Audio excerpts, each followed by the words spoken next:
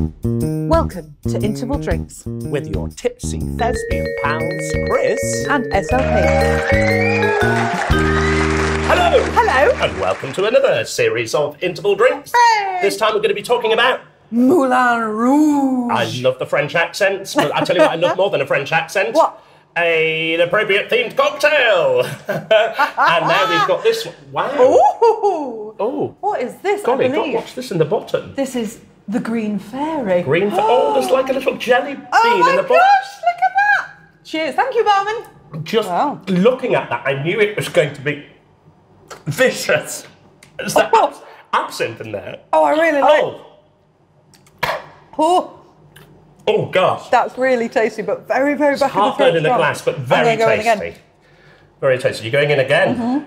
I'm going to savour mine, I think. Oh. I'm already struggling with my vodka No, I and really tonic. like that. But I'm going to go with one of these. Just bear with us, folks. Bear with. So Moulin Rouge. Yeah, Moulin Rouge. And just Moulin as Tim Burton's Sweeney Todd is very Tim Burton, Yes. so Moulin Rouge is very Baz Luhrmann. Luhrmann. Gosh, Can I be controversial here? Chris, what are you I'm going to not say? a massive lover of the film. Oh, I Chris! know, but it goes back to that stunt casting that we've heard so many times before in these talked about podcasts. it. We've seen it in Les Mis. Yeah. We've seen it in Mamma Mia. Oh. Why can't we just cast people who can sing?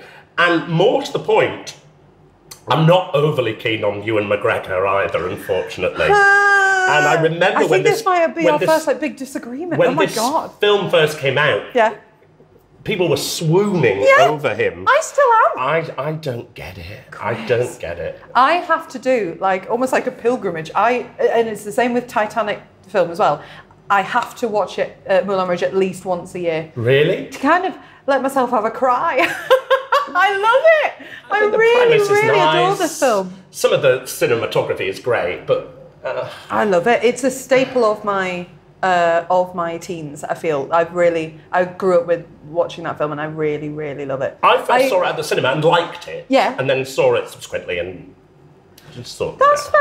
That's fair. Sometimes nostalgia can really play a big part in how fondly you remember stuff, isn't it? And so maybe I watched it at a certain time of my life where then that I hooked into it or something like that. But I do love a good romance anyway. I get sucked into the story quite a lot. I do understand what you mean about Ewan McGregor and that he's not the best singer. He's not. That's fair. But he's so sweet and he's so endearing and he plays it really sad. Wow. I really like it. I think Nicole Kidman gives us a very interesting Satine. She is a Very great interesting. actress, is Yes, Nicole she Kidman. is. I will give her that. She is. And again, she's been in a lot of Baz Luhrmann films. What is this about directors wanting to have? No. Yeah. Yeah. I think Abuse it's them, a they're trust thing. I think they suppose it would be. they must trust them. I did see this on Broadway. I've never seen the show of it, so right. Well, I saw it on Broadway. Yes, tell and me your seldom thoughts. have I ever seen a more lazily written musical. Really? Yes, and I was absolutely gutted. But the thing about Moulin Rouge, as with all of these like big hits that transfer to the stage, they're a guaranteed sellout. So it doesn't matter what because it's already got a following. Well, it doesn't matter what the show's about because people are going to love it. I mean, visually stunning. Yeah, I can imagine. Absolutely brilliant. I mean, the elephant and the whole kind of Parisian windmill and all the glitz and red. glamour, Yeah, it's amazing. old costume, It's yeah. amazing. But it's so badly written. Really? I've just come back from a trip from London recently. Yes. And I went to see Mrs. Doubtfire, the musical. Now, I've heard is some really good things about that. Yeah. And again, that's a guaranteed sellout just because it's Doubtfire. But it's not lazily written at all. No. It's a really clever book with subtle nods to the film. Yes. And the songs are really, really good. Yes. It's a really well put together and staged musical. Well, you should always feel when you're, if you are bringing a film onto the stage and stuff. I know that in some cases there have been like multiple plays and things like that. You know, like Sweeney Todd, for example, where there's a play and then there's a musical that we know and we've discussed.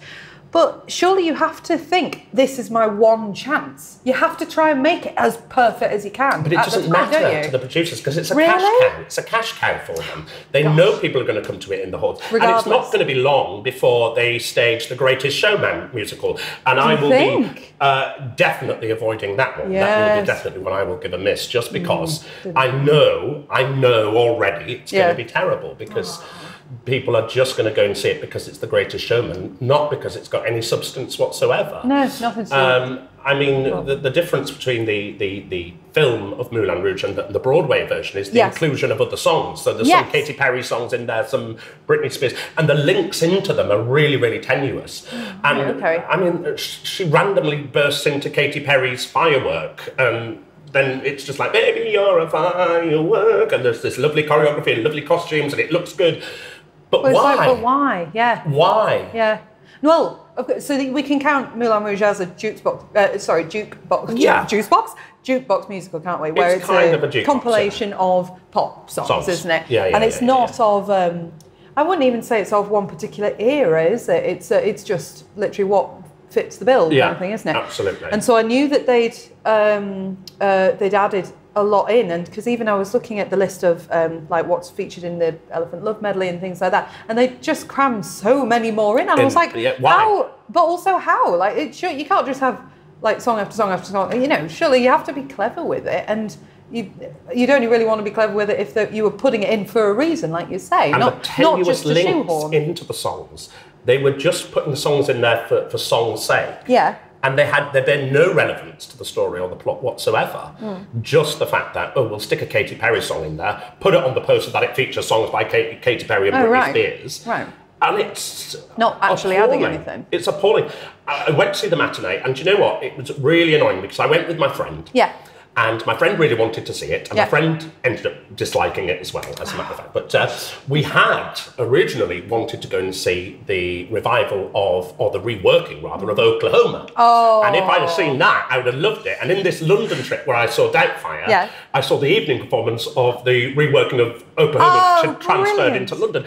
And it's absolutely sensational. Wow, okay. It's amazing how something can be reinvented. They've reinvented that musical and given it a shake-up. And what a bloody brilliant show that was. Yeah. But yeah, it's like Moulin Rouge. It's the same with things like Mamma Mia. The only exclusion to that would be Anne Juliet, which of course is a standalone musical, but featuring songs. Yeah, Anne Juliet is very clever. It's a very well-written book. And it's a very, it's deliberately looking at things from another angle, isn't it? Which musicals tend to do brilliantly. Like Bodyguard, and just get in the bin. You know, it's not necessary just to sell out, tours. I mean, it is for the producers, and mad props to them for coming up with the idea. Yeah. But let's have a little bit of substance behind it. Let there be a reason for them to be doing this, not just the fact that it's going to bring in thousands and millions and $1 trillion. Yeah, well, it's interesting that you say that, because of course fairly recently we've had the controversial statement of audience members singing along in musicals, haven't we? I don't think we've addressed this together yet, have we? Really, have we? And there was that abhorrent statement by Vanessa Feltz saying that she would actually encourage people to sing along, otherwise what's the point in going to see a musical? And it's just... And she said that on live TV. Subsequently, I think her and Alison Hammond have apologised for that. But it really sparked a very divided conversation, and you can see that a lot of the performers and sort of people in the theatre are very much on one side of it. It's like, no, unless it's a thing, because of course there is, like in Mamma Mia, it's normally in a finale of those kind of things. Or like save it for the finale, when you get up and you can get your phones out and record the thing and clap and sing along. Yeah, but I'm paying to hear the professionals do it. Yeah, I don't want to hear Karen from Two Doors Bradford Down singing exactly out of tune. I was really surprised with how much opinion there was on that argument, because of course you kind of, maybe from the perspective where we're coming from, it seems fairly black and white. It was like, well, of course you don't, but some people really went the rage the other way, didn't they? And so is that then, because you mentioned like Bodyguard, which of course is that's Whitney Houston stuff, isn't it? And so is that more a problem with jukebox musicals, that they're kind of does it feel like the fact that they're using these popular songs, is that an audience member then thinking, oh, they're inviting me to think, because it's clearly I know it. Yeah. Kind of thing. Do you know what I mean? I do get what you mean, but yeah. And I think it's kind of, so something like The Bodyguard, you're going to expect a dozen women on a hen do who have had a skinful and they want to go to the theatre and they want to enjoy it, and that's fine, and to sing along. But no, actually, it's not fine. It's not. It's really not respectful. It's not respectful. If you want to do that, put the Whitney CD on in your kitchen and have an after party after your hen do and sing to your heart's content. Yeah. No, I've often done that of, so one of my favourite ever shows is Hunchback of Notre Dame, which I've mentioned a couple of times.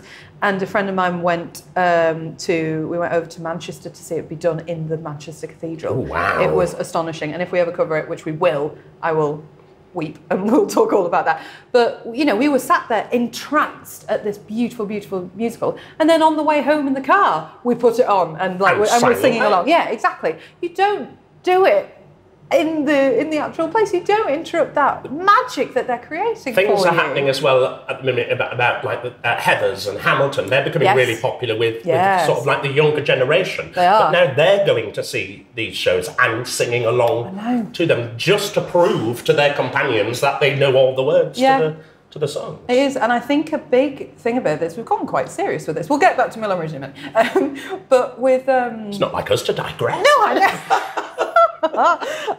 But I think that in lockdown in general has been quite detrimental to sort of to the performing world, if you like. And you can sort of course, say yes, because people lost a lot of money and lost their jobs and think, in that angle. But I'm thinking more from the perspective of people now have lost that etiquette in theatres, and etiquette. Yes, and they got.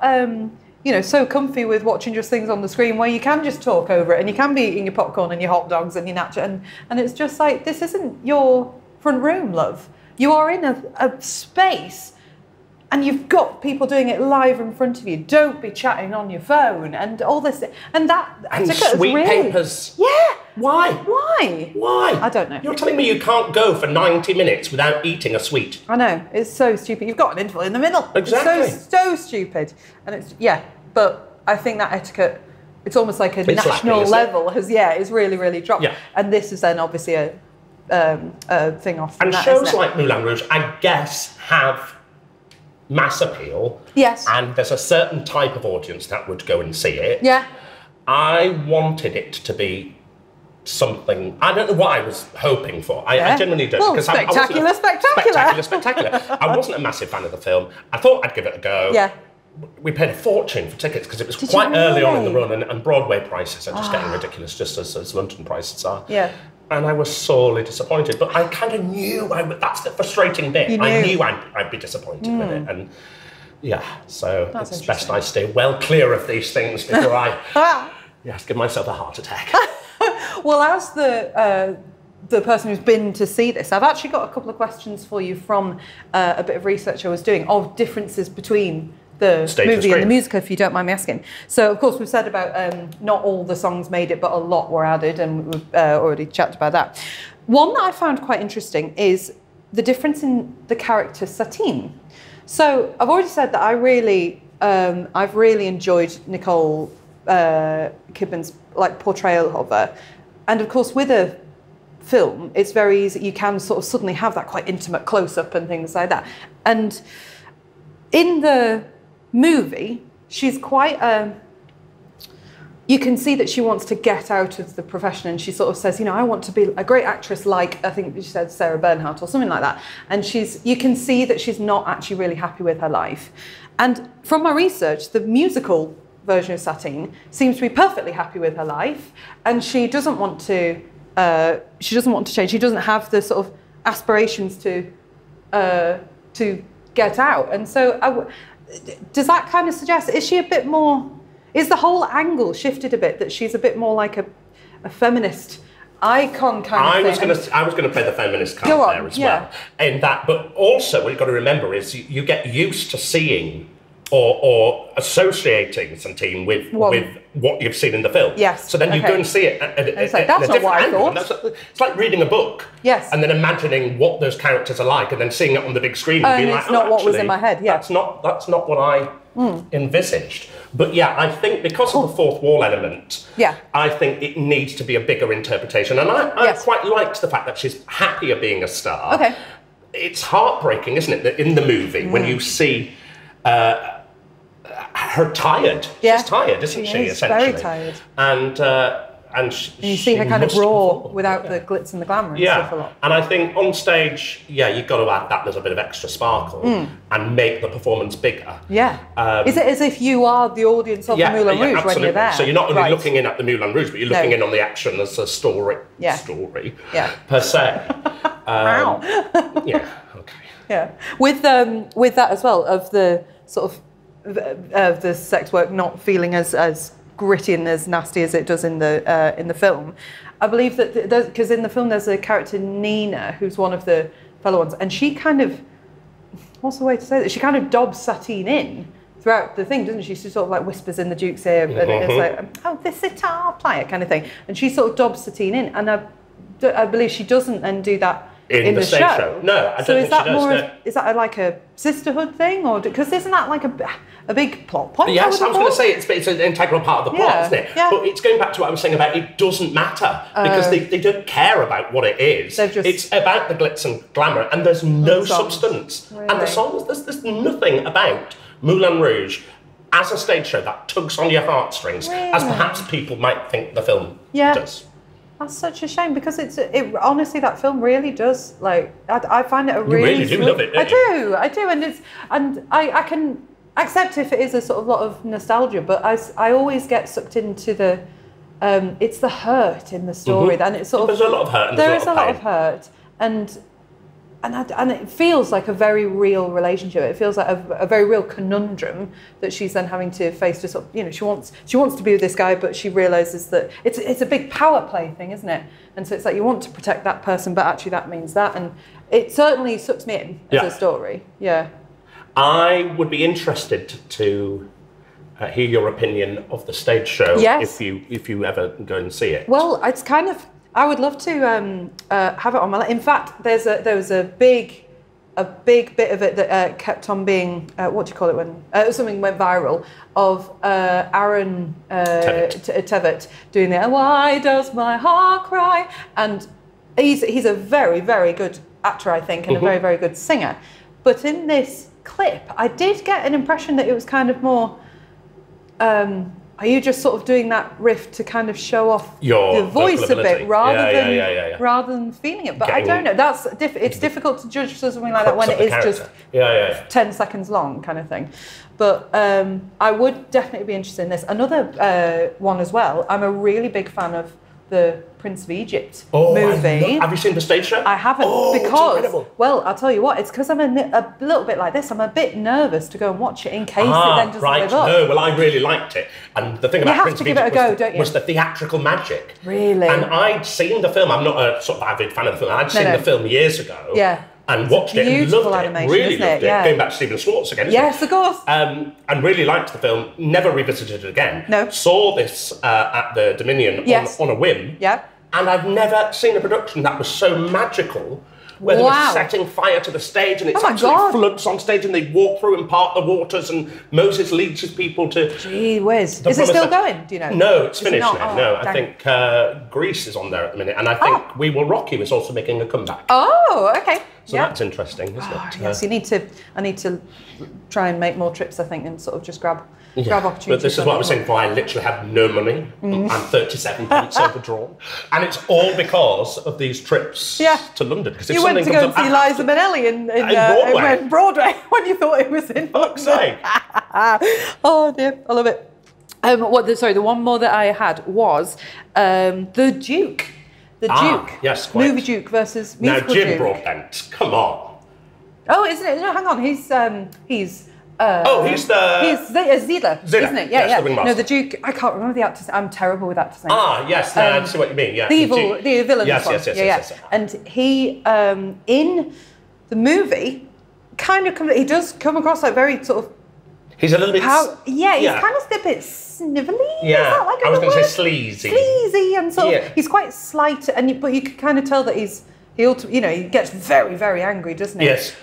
From what I've seen about the musical one, he's a bit more put together. Yes, he's a little bit more of a Prince Charming kind of wooing... Yeah. Okay, so he sort of... Whereas definitely a character part in the film. Yes, exactly, with like a virgin. A bit like it's a bit more of a fop, isn't he, in the film, I guess. Yeah, and so you instantly kind of... maybe that's why people lean so much towards Ewan McGregor, because he's just clearly the better one to lean towards. Yeah. Don't know. But yes, that in the musical that he's... does he feel like a sort of naturally more authoritative... Yes, I would say so, yes. Powerful. Okay. I'd say he is, and he's certainly a lesser character part than in the movie. Can we please talk about Jim Broadbent, because I'm on the edge of my seat. Go on. He's brilliant, isn't he? He is, he's so good. He's absolutely sensational. Oh, spectacular. Spectacular. He's just incredible. I really enjoy his performance. Yeah, and actually the whole troupe as well, the Bohemian troupe as well. They're just fantastic. Yeah. And there's so many nods to like Sound of Music and all many different musicals that are in there. Well, honestly, the music in the film, I find it very, and so this is why I'd be interested to know then what they've added and where they put them. All of that is lacking. Because it goes like that though. Like 1 minute you've got the Sound of Music, and then you've got the Rhythm of the Night, and then you've got Kylie Minogue appearing as a green fairy in the middle of a kind of hallucinogenic. I know. Sequence, It's bonkers, and it's just back and forth constantly, and I think that's always a really powerful tool if you whether you're doing it on stage or on screen, to almost hype your audience up with that kind of really high energy, and then to suddenly have something really tragic happen. Or something like that, or something a real big plot point turning kind of thing. It's And I think Baz Luhrmann does that very well. He does. He's very credible. But yeah, you can tell a mile away that Baz Luhrmann's directed. If you didn't know who had directed that movie, you'd exactly. That's a Baz Luhrmann just stylized. movie. It's totally stylized. Yeah. This cocktail's amazing. It is. I'm pleased that you love Moulin Rouge. I really want to go and see the show myself now. Because I want to know what you think about it. Yeah, I don't know when I'm going to afford it, but I will one day. Before we go, what is your go-to song to sing at the karaoke then? Ooh, because we can.